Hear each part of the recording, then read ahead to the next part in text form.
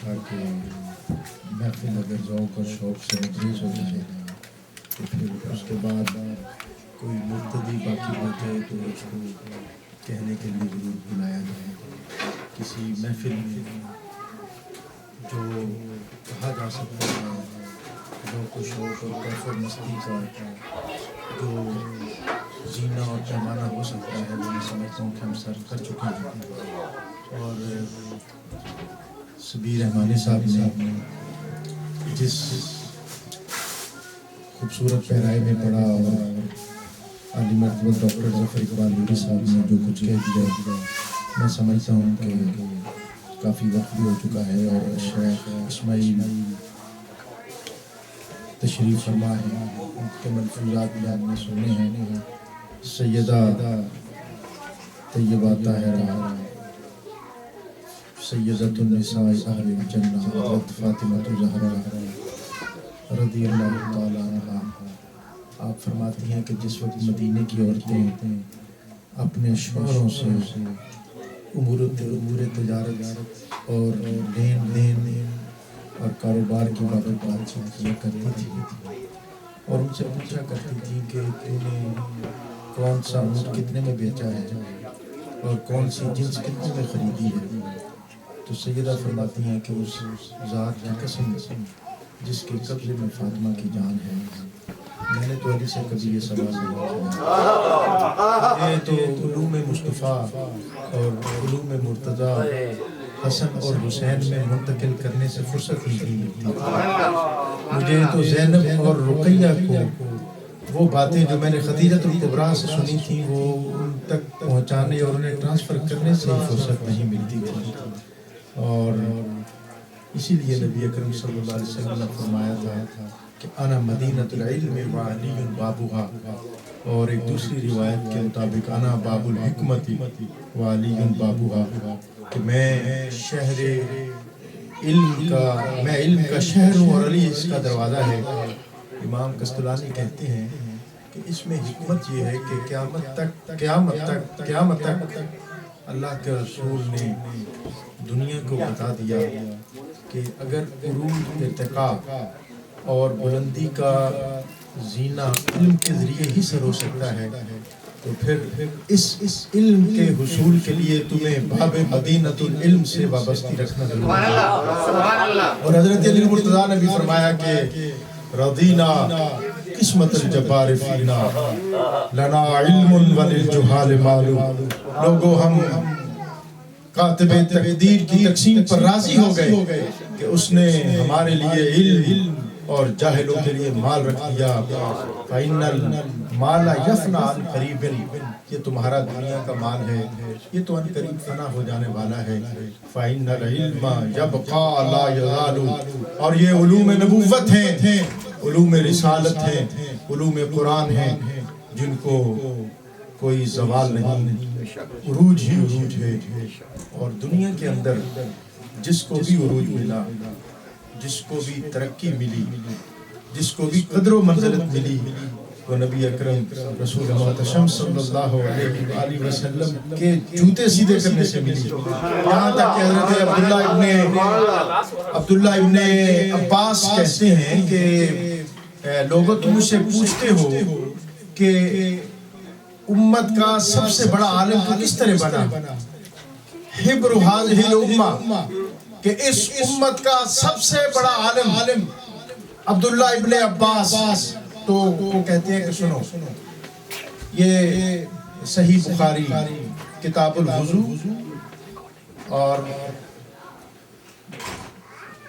نبی اکرم رسول محتشم صلی اللہ علیہ وسلم وہ کہتے ہیں کہ ایک دن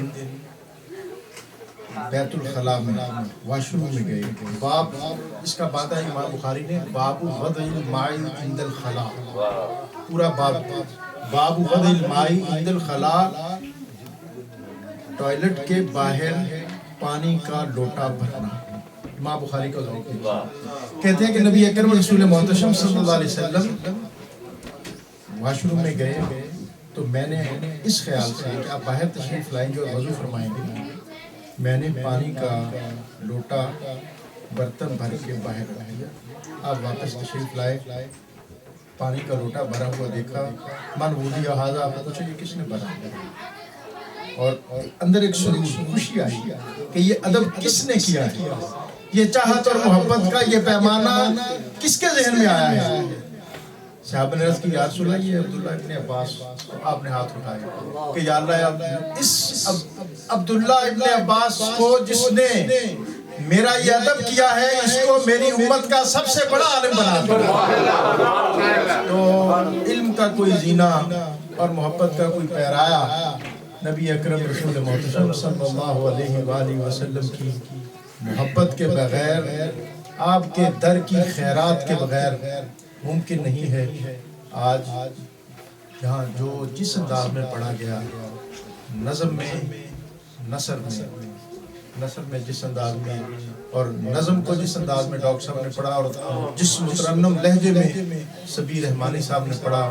بہار گل کا مزہ کچھ تو لے گئی بلبل، جو بچ رہا تھا وہ باد صبا نے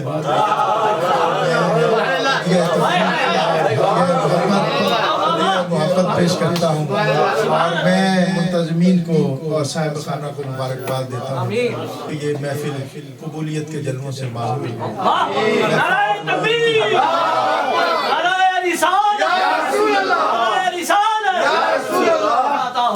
بس جناب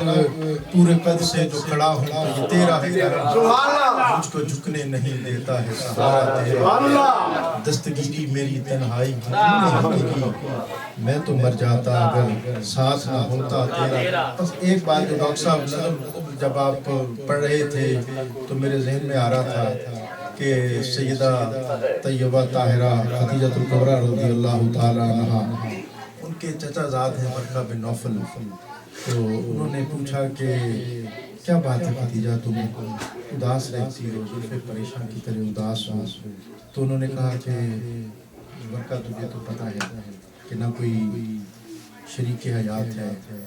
نہ کوئی مونس ہے، نہ کوئی رفیق زندگی ہے۔ تو کہا مکہ سے اتنے سردار ہیں مکہ کے، اور وہ شادی کے خواہش مند بھی ہیں۔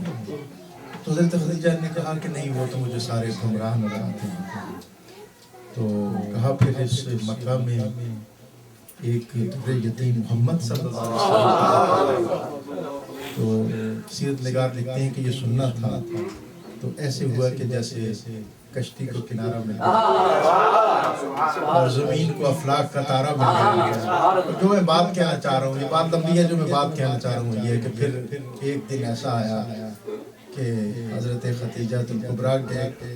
آنگن میں آپ کے سین میں وہ بارات اتری کہ جیسی بارات اس کائنات میں کسی اور کے سین،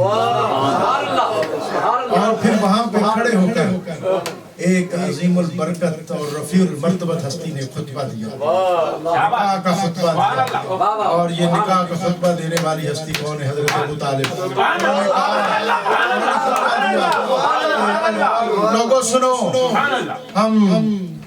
ساری تعریفیں اس اللہ کے لیے جس نے ہمیں ابراہیم کی اصل اور اسماعیل کی نسل سے پیدا کیا، اور اس گھر کی پاسبانی کا فریضہ ہمیں دے کر ہمیں عزتوں اور بلندیوں سے سرفراز کیا۔ آپ نے فرمایا کہ اس کائنات میں بہت سے دولہے ہوں گے اور بہت سی باراتیں رہیں گی، لیکن آج جو بارات میں لے کر اس گھر میں آیا ہوں، نہ اس کائنات میں اس سے پہلے کوئی بارات آئے گی ایسی، اور نہ اس کے بعد کوئی آئے گی۔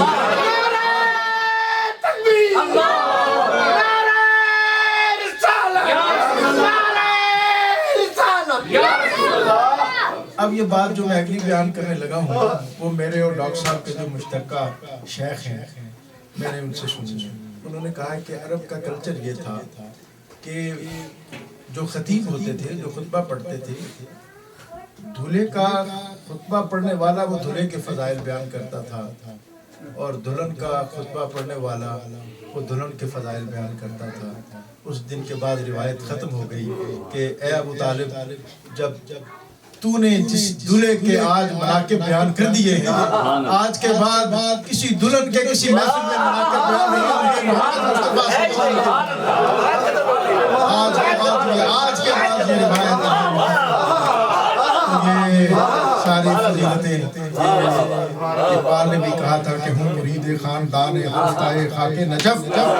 موج دریا آپ لے جائے گی ساحل پر مجھے. اور یہ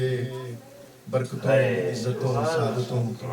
رحمتوں اور رفتوں کی محفل ہے. میں بار دیگر ہدیہ تبریک بھی پیش کرتا ہوں، اور شیخ اسماعیل بن قاسم جو ملیشیا سے ہمارے مہمان ہیں، ان سے بھی ہم نے ان کے ملفوظات بھی سنے ہیں. اور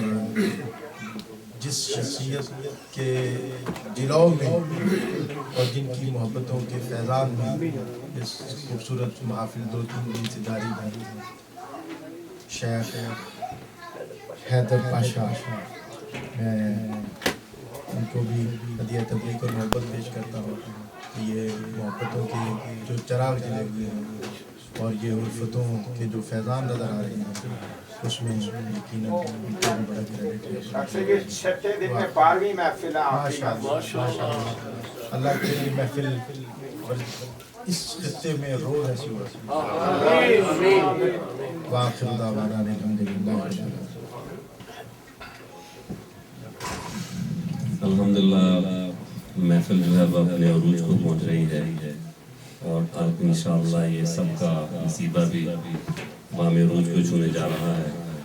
اور اس کے بعد ہم سب کی آنکھیں منتظر ہیں. بار دیگر ہم اپنے آقا کریم صلی اللہ علیہ وسلم کے آثار مبارکہ کے دیدار سے اپنا مقدس چمکانے والے ہیں. Although it has been too long that you are sitting here, but you will miss if I don't ask our respected and honorable Chief Guest, His Excellency Sayyid Dr. Imam Ismail bin Qasim from Malaysia, that please give some pearls of your wisdom, shining with the love of Allah and love of Allah, and then pray for all of us, and then inshallah we'll proceed from there.